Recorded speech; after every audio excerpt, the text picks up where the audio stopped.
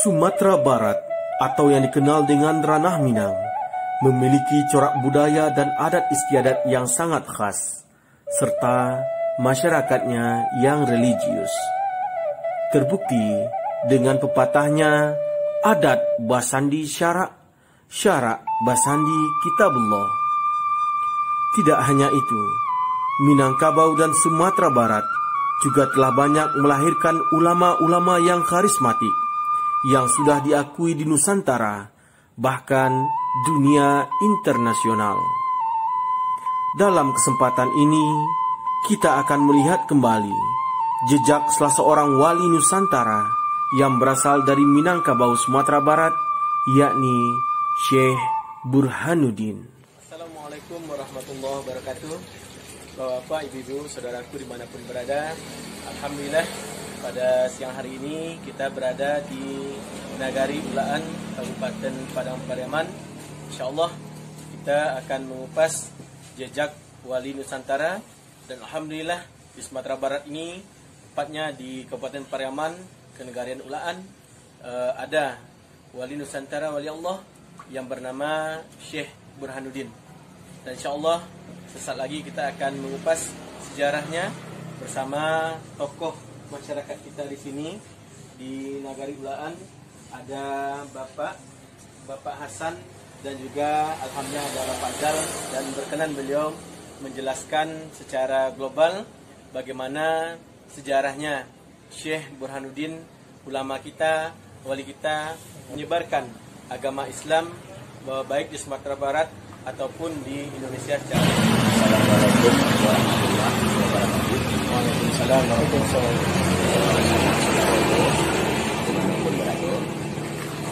Ambo selaku salah satu tokoh masyarakat yang ada di Nagari Ulaan, hanya sekedar menjelaskan yang semampu Ambo, walaupun tidak secara rinci permasalahan Syekh Burhanuddin atau jejak wali yang ada di Sumatera Barat. Mungkin Ambo secara ilmu pengetahuan Ambo ala kadarnya dan menurut sejarah yang Ambo dapat. Yang beliau yang bernama asli adalah Sepono, berasal dari Batipuh, Padang Panjang, Basuku, Tanjung, dan turun Semanyu Barang, turun tiba di Batang Tapaki, menapai Basuku, menapai Luak, yang bersuku Buci, atau yang lebih digadang dikenal dengan suku Keliang. Dan dengan itulah beliau yang bernama Sepono dengan ayah bernama Pampah. Dengan rasa keramatnya dan mukjizat yang ada yang memanglah dipilih adalah Ta'ala, yang Sepono ko berjalan di Batang Tapaki sehingga dapat di badiam di tiram atau ditiram ulakan Tapakis, atau tapeknya di surau atau masjid Syekh Madinah. Disitulah pertama beliau belajar mengaji dengan Syekh Madinah di Tiram. Setelah beliau berumur 8 tahun lebih kurang, Syekh Madinah berpulang ke Rahmatullah dengan penasaran beliau dengan ilmu agama yang belum memadai. Maka beliau menitipkan Sepono atau Syekh Burhanuddin kepada seorang sahabatnya yang ada di Aceh Singkil yang bernama Syekh Abdul Rauf. Yang seterusnya, setelah dia beranjak remaja, maka Syekh Burhanuddin berangkat ke Aceh dengan berjalan kaki. Berbulan-bulan di jalan kaki, maka bertemu di sana dengan Syekh Abdul Rauf, tetapi tidak diakui sebagai murid atau sebagai pesantren yang ada yang ingin menuntut ilmu, cuman diterima sebagai tukang masak. Jadi awalnya ditulus dari tukang masak. Tetapi dalam keraguan Syekh Abdul Rauf ini sudah ada kedatangan secara gaib dari Syekh Madinah bahwa titipan Syekh Burhanuddin ini akan menjalankan syariat Nabi untuk mengangkat agama di Sumatera Barat, agama Islam di Sumatera Barat, khususnya di Nagari Ulaan. Jadi karena ujian itulah maka keraguan dari Syekh Abdul Rauf itu dititipkan sebagai tukang masak. Tapi oleh bagaimanapun Tuhan Allah berkehendak lain, memang dia sudah ditunjuk sebagai wali atau seorang ulama yang akan membawa agama di Sumatera Barat. Setiap kali pesantren mengaji atau membaca kitab atau membaca ilmu, 1-2 yang ditunjuk, 3-4 dapat langsung sama Syekh Burhanuddin. Salah satu kekeramatannya, di antara kekeramatannya berjalan dengan lapiak pandak. Jalan dari sungai dengan lapiak pandak. Itu ketika beliau Syekh Abdul Rauf pergi menyeberang sungai untuk mengadakan atau menjelang undangan Maulid Nabi. Karena beliau tidak bisa dibawa karena dia tukang masak, maka beliau ditinggal, tapi dipesan suruh jemput setelah Syekh Abdul Rauf pulang. Ternyata disengaja memang alat penyeberangan dihabiskan semua, sengaja membuktikan kekeramatan beliau, apakah beliau ini memang ini yang diutus Allah Ta'ala atau bukan. Maka beliau dengan patuh dan taat kepada guru, walaupun air sungai itu meluap, dia tetap menjalankan tugasnya dan perintah gurunya dengan berenang. Tetapi air sungai tidak menerima, maka datanglah selembar, dengan izin Allah, selembar tikar yang dinamakan lapiak pandak. Nah, dengan lapiak pandak lah beliau berjalan di atas sungai, di atas sungai untuk menjemput guru beliau kembali. Dan setelah itu, bukti kekeramatannya beliau yang pertama yang ada di Ulakan itu adalah kuburan si bohong, atau rencananya dulu akan di tempat pemakaman beliau setelah beliau meninggal.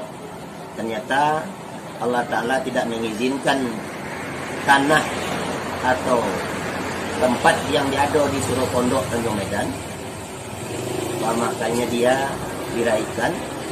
Dengan secara logika kekeramatannya beliau tuh yang kuburan si bohong itu, sekiranya kita manusia berpikir secara logika atau dengan ilmu kita selaku manusia, seandainya kita menggali lubang 100 meter atau kali 100 meter itu, dan dalam 100 meter kita biarkan 1 atau sampai 10 atau 20 tahun, lambat laun mungkin akan penuh sendiri. Karena setiap hujan yang sifat air akan mencari tempat yang rendah, dan yang air akan membawa tanah-tanah akan menimbun sendiri, akan tertimbun dengan sendiri. Tapi alhamdulillah Tuhan membuktikan bahwa beliau memang yang membawa agama di Sumatera Barat, khususnya negari Ulakan. Sampai sekarang alhamdulillah bisa dibuktikan masih tetap berlubang 2 meter kali 1,5 meter.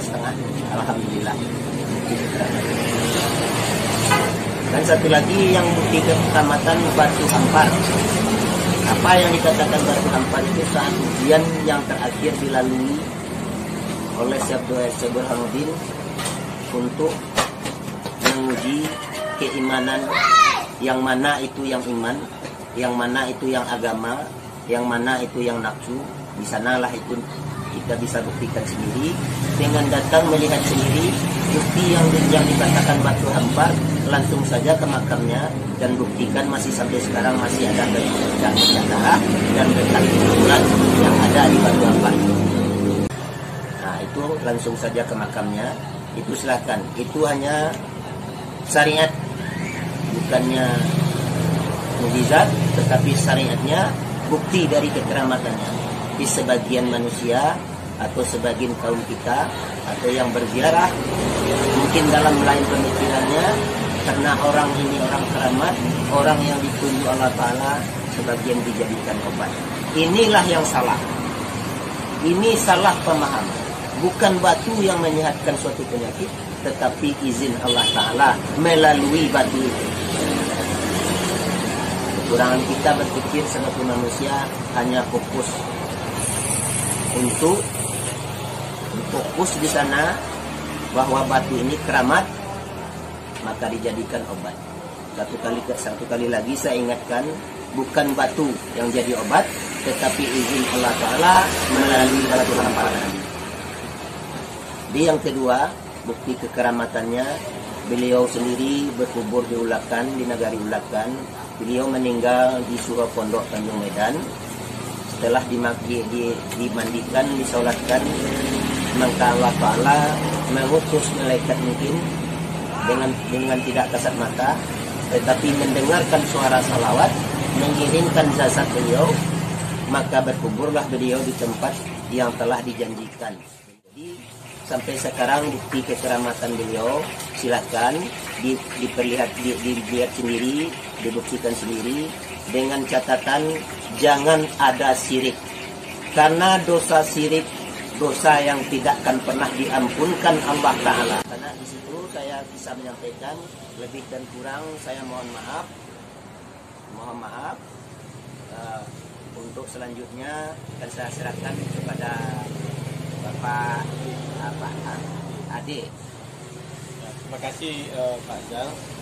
Demikianlah wawancara singkat kita bersama Bapak Zal dan juga Bapak Hasan, satu tokoh masyarakat di Nagari Ulakan ini, untuk meluruskan kita pemahaman kita selama ini tentang bagaimana sikap kita untuk berziarah kepada makam ulama kita, wali kita Syekh Burhanuddin, yang sudah sangat berjasa bagi kita dan menyebarkan agama Islam di nasional, terutama khususnya kita di wilayah Sumatera Barat.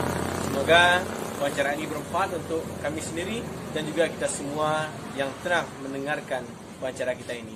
Syukron, jazakumullah khair. Assalamualaikum warahmatullahi wabarakatuh.